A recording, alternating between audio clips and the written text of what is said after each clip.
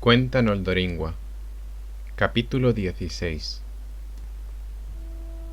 En una ocasión, Éol se perdió en Taurnafuin, e Isfin atravesó grandes peligros y terrores para llegar a Gondolin, y después de su llegada, nadie más entró hasta el último mensajero de Ulmo, del que hablan más los cuentos antes del final.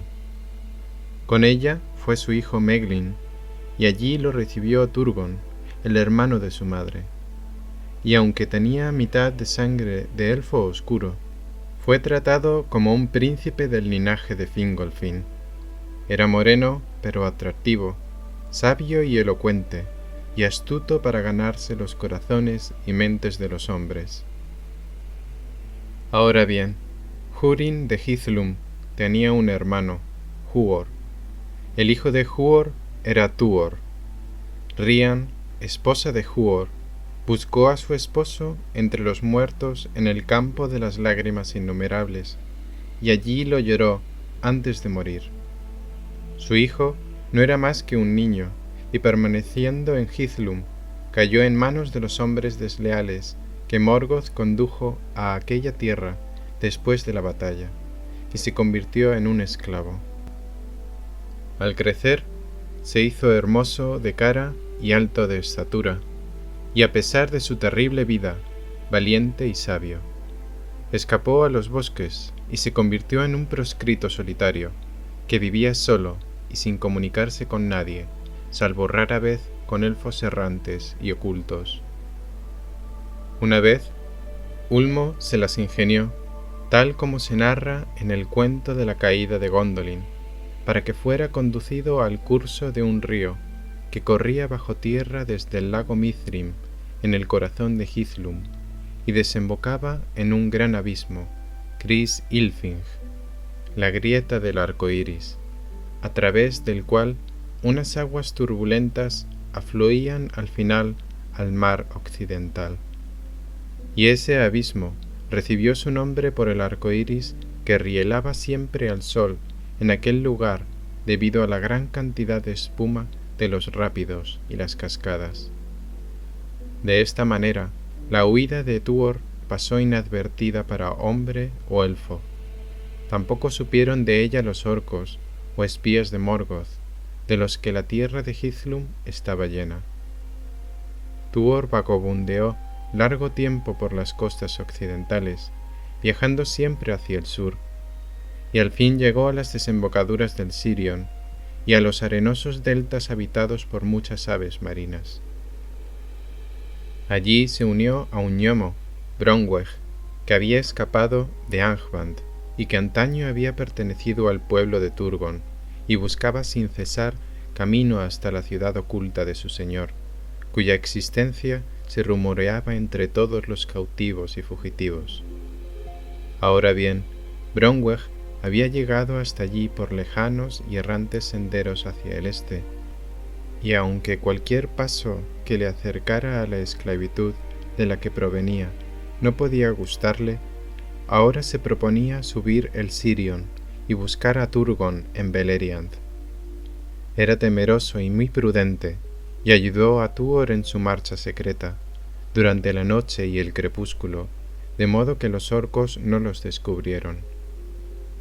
Primero llegaron a la hermosa tierra de los sauces, Nan Tathrin, que está bañada por el Narog y por el Sirion, y allí todo estaba todavía verde, y los prados eran fértiles y estaban llenos de flores, y se oía el canto de muchas aves, de modo que Tuor se demoró allí como encantado, y le pareció dulce morar en aquel sitio después de las lóbregas tierras del norte y sus agotadoras andanzas. Allí fue Ulmo, y apareció ante él cuando se hallaba de pie en la alta hierba una noche. Y del poder y la majestad de esa visión se habla en la canción que Tuor compuso para su hijo Earendel. A partir de entonces, el anhelo del mar nunca abandonó el corazón y el oído de Tuor, y de vez en cuando le invadía un desasosiego, que al final le llevaría a las profundidades del reino de Ulmo. Pero ahora Ulmo le ordenó que partiera rápidamente hacia Gondolin, y le indicó cómo encontrar la puerta oculta, y le dio un mensaje para Turgon de parte de Ulmo, amigo de los elfos, mandándole que se preparara para la guerra y luchar contra Morgoth antes de que todo estuviera perdido, y que enviara de nuevo a sus mensajeros al oeste.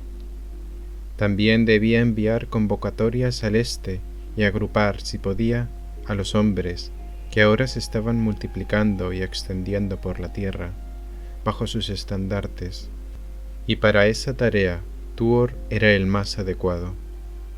Olvida, aconsejó Ulmo, la traición de Uldor el maldecido, y recuerda a Húrin, pues sin los hombres mortales los elfos no derrotarán a los Balrogs y los orcos.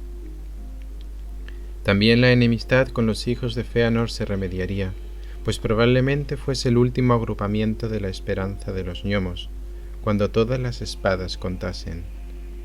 Predijo una lucha terrible y mortal, pero victoriosa, si Turgon se atrevía a librarla, el quebrantamiento del poder de Morgoth y la curación de las enemistades, y la amistad entre hombres y elfos, que beneficiarían mucho al mundo, y los servidores de Morgoth no lo perturbarán más. Pero si Turgon no partiera a esa guerra, entonces debería abandonar Gondolin y conducir a su pueblo Sirion abajo, y allí construir sus flotas y tratar de regresar a Valinor en busca del perdón de los dioses. Pero esta opción era mucho más peligrosa que la anterior, aunque no lo pareciera, y luego sería doloroso el destino de las tierras exteriores. Ulmo hizo esta diligencia por amor a los elfos, y porque sabía que antes de que pasaran muchos años llegaría la ruina de Gondolin, si su pueblo seguía aposentado detrás de las murallas. De esta manera, el gozo y la belleza del mundo no se salvarían de la maldad de Morgoth. Obedeciendo a Ulmo, Tuor y Bronweg viajaron al norte y al fin arribaron a la puerta oculta, y pasando por el túnel llegaron a la puerta interior, y la guardia los tomó prisioneros. Allí vieron el hermoso valle Tumladin, engarzado como una joya verde entre las colinas, y en el centro de Tumladin estaba Gondolin la Grande, la ciudad de los 7 nombres, blanca, brillando desde lejos, encendida con el tinte rosado del amanecer sobre la llanura. Allí los condujeron y cruzaron las puertas de acero y los llevaron ante los escalones del palacio del rey. Tuor expuso la embajada de Ulmo, y en la voz tenía algo del poder y la majestad del Señor de las Aguas, de modo que todo el pueblo lo miró maravillado, y dudó que éste fuera un hombre de raza mortal, tal como declaraba. Pero Turgon se había vuelto orgulloso, y Gondolin tan hermosa como un recuerdo de Tún, y él confiaba en su secreto e inexpugnable fuerza, de manera que él y la mayor parte de su pueblo no desearon ponerla en peligro o abandonarla, y tampoco deseaban mezclarse en las aflicciones de los elfos y los hombres del exterior, ni anhelaban ya regresar a través del miedo y el peligro al oeste. Meglin se opuso a Tuor en los consejos del rey, y sus palabras parecían tener más peso porque eran afines al corazón de Turgon. Por ello, Turgon rechazó el mandato de Ulmo, aunque hubo algunos de sus más sabios consejeros que quedaron llenos de inquietud, de corazón incluso más sabio de lo habitual en las hijas del Finés. Era la hija del rey, y ella habló siempre a favor de Tuor, aunque de nada sirvió, y su corazón quedó atribulado. Muy hermosa y alta era, casi de la estatura de un guerrero, y su cabello era una fuente de oro. Su nombre era Idril, y la llamaban Celebrindal, pies de plata, por la blancura de sus pies. Y caminaba y danzaba siempre descalza en los blancos caminos y verdes jardines de Gondolin. Desde entonces, Tuor vivió en Gondolin, y no fue a convocar a los hombres del este, pues la felicidad de Gondolin, la belleza y la sabiduría de su pueblo lo mantuvieron subyugado. Y ganó el favor de Turgon, pues se convirtió en un gran hombre en estatura y mente, y profundizó en el saber de los gnomos. El corazón de Idril se inclinó hacia él, y el de él hacia ella, ante lo cual Meglin apretó los dientes, pues deseaba a Idril, y a pesar de su próximo parentesco, tenía la intención de poseerla, y ella era la única heredera del rey de Gondolin. En verdad, su corazón ya estaba planeando cómo expulsar a Turgon y apoderarse del trono, pero Turgon lo amaba y confiaba en él. No obstante, Tuor tomó a Idril por esposa, y el pueblo de Gondolin celebró una alegre fiesta, pues Tuor había conquistado sus corazones, todos salvo el de Meglin y el de sus seguidores secretos. Tuor y Beren son los únicos hombres mortales que se casaron con elfas, y como Elwing, hija de Dior, hijo de Beren, se casó con Earendel, hijo de Tuor e Idril de Gondolin. Solo por ellos ha llegado la sangre élfica a la raza mortal. Pero Earendel todavía era un niño, tenía una belleza insuperable, en su cara brillaba una luz como la luz del cielo, y poseía la belleza y la sabiduría del finés, y la fuerza y la osadía de los hombres de antaño. Y el mar siempre le habló en los oídos y corazón, tal como sucediera con Tuor, su padre. En una ocasión, cuando Earendel aún era joven, y los días de Gondolin estaban llenos de gozo y paz, y sin embargo el corazón de Idril recelaba, y los presagios cubrían su espíritu como una nube, Meglin se perdió. Ahora bien, más que cualquier otra arte, Meglin amaba la minería y la búsqueda de metales, y era señor y líder de los gnomos que trabajaban en las montañas distantes de la ciudad, buscando metales para sus obras de herrería, tanto de paz como de guerra. Pero a menudo Meglin iba con algunos de su pueblo más allá del cerco de las colinas, aunque el rey desconocía que desobedecía sus órdenes.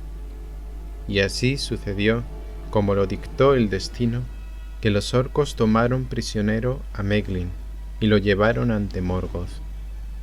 Meglin no era débil o cobarde, pero la tortura con la que lo amenazaron amilanó su alma, y compró la vida y la libertad revelándole a Morgoth el emplazamiento de Gondolin y los caminos por los cuales se podía localizar y atacar. Grande, en verdad, fue el júbilo de Morgoth, y prometió a Meglin el mando de Gondolin como vasallo suyo y la posesión de Idril cuando tomara la ciudad. El deseo de Idril y el odio a Tuor le facilitó la horrible traición, pero Morgoth lo envió de vuelta a Gondolin para que los hombres no sospecharan de la traición y para que Meglin pudiera colaborar con el ataque desde el interior cuando llegara la hora.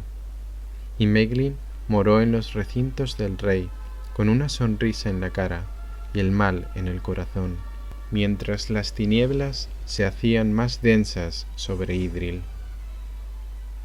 Por fin, y Earendel entonces tenía 7 años, Morgoth estuvo listo, y lanzó sobre Gondolin a sus orcos y balrogs y serpientes, y de éstas creó nuevos dragones de muchas y horribles formas para tomar la ciudad. La hueste de Morgoth llegó por las colinas del norte, donde la altura era la más grande y la vigilancia menos intensa, y llegó de noche en un momento de fiesta, cuando todo el pueblo de Gondolin se hallaba sobre las murallas, para esperar el sol naciente y entonar canciones ante su aparición, pues la mañana era la fiesta que habían bautizado como las puertas del verano. Pero la luz roja subió las colinas por el norte y no por el este, y no hubo forma de frenar el avance del enemigo hasta que se encontró ante las mismas murallas de Gondolin, que fue asediada sin esperanza de salvación. De los actos valerosos y desesperados que allí llevaron a cabo los jefes de las casas nobles y sus guerreros, que no superaron los de Tuor, se dice mucho en la caída de Gondolin, de la muerte de Rog fuera de las murallas, y de la batalla de Ecthelion de la Fuente contra Gothmog, señor de Balrogs, en la misma plaza del rey, donde se mataron uno a otro, y de la defensa de la torre de Turgon por los hombres de su casa, hasta que la torre fue derribada, y poderosa fue su caída, y la caída de Turgon en la ruina.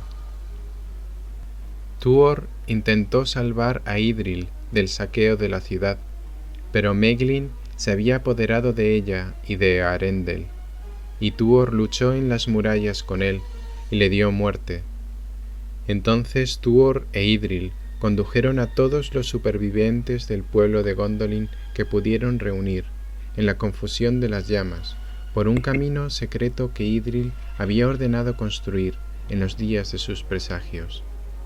Aún no estaba finalizado, pero su salida se hallaba ya bastante más allá de las murallas y en el norte de la llanura, donde las montañas estaban muy lejos de Amon Wareth. Aquellos que no quisieron acompañarlos, sino que corrieron al viejo paso de la huida que daba a la garganta del Sirion, fueron atrapados y destruidos por un dragón que Morgoth había enviado para vigilar esa puerta, de la que le advirtió Meglin. Pero éste no sabía nada del nuevo pasaje, y nadie pensó que los fugitivos tomarían un sendero hacia el norte y las zonas más altas de las montañas y más próximas a Angband. El humo del fuego y el vapor de las hermosas fuentes de Gondolin, consumiéndose en las llamas de los dragones del norte, cayó sobre el valle en tristes nieblas, y así facilitó la huida de Tuor y sus acompañantes, pues aún tenían que seguir un camino largo y abierto desde la boca del túnel hasta el pie de las montañas.